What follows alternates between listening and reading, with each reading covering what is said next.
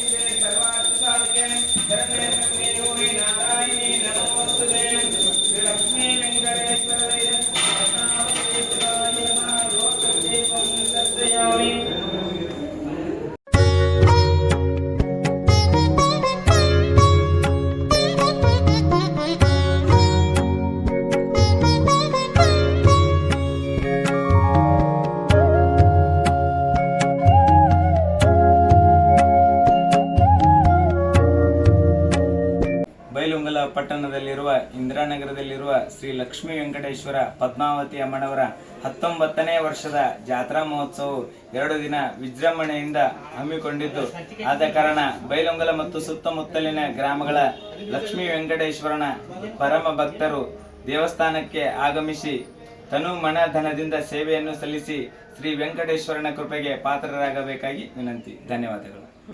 ಬೈಲಹೊಂಗಲದಲ್ಲಿರುವ ನಗರದಲ್ಲಿರುವಂಥ ಶ್ರೀ ಲಕ್ಷ್ಮೀ ವೆಂಕಟೇಶ್ವರ ಪದ್ಮಾವತಿಯ 19ನೇ ವರ್ಷದ ವಾರ್ಷಿಕೋತ್ಸವ ನಿಮಿತ್ತವಾಗಿ 2 ದಿನ ವಿಜೃಂಭಣೆಯ ಕಾರ್ಯಕ್ರಮಗಳು ಜರುಗಲಿದ್ದು, ಆದ ಕಾರಣ ಬೈಲಹೊಂಗಲದ ಸಮಸ್ತ ನಾಗರಿಕರು ಹಾಗೂ ಸುತ್ತಮುತ್ತಲಿನ ಮಹಾಜನತೆಗೆ ಕೇಳಿಕೊಳ್ಳುವುದೆಂದರೆ ಶ್ರೀ ಲಕ್ಷ್ಮೀ ಪದ್ಮಾವತಿ ಅಮ್ಮನವರ ಜಾತ್ರಾ ಮಹೋತ್ಸವಕ್ಕೆ ಭಾಗವಹಿಸಿ ಶ್ರೀ ಲಕ್ಷ್ಮೀ ವೆಂಕಟೇಶ್ವರ ಪದ್ಮಾವತಿ ಅಮ್ಮನವರ ಕೃಪೆಗೆ ಪಾತ್ರರಾಗಬೇಕಾಗಿ ತಮ್ಮಲ್ಲಿ ವಿನಂತಿಯಿಂದ ಕಳಕಳಿಯಿಂದ ಕೇಳಿಕೊಳ್ಳಲಾಗುವುದು ಎಂತಿ ಧನ್ಯವಾದಗಳು.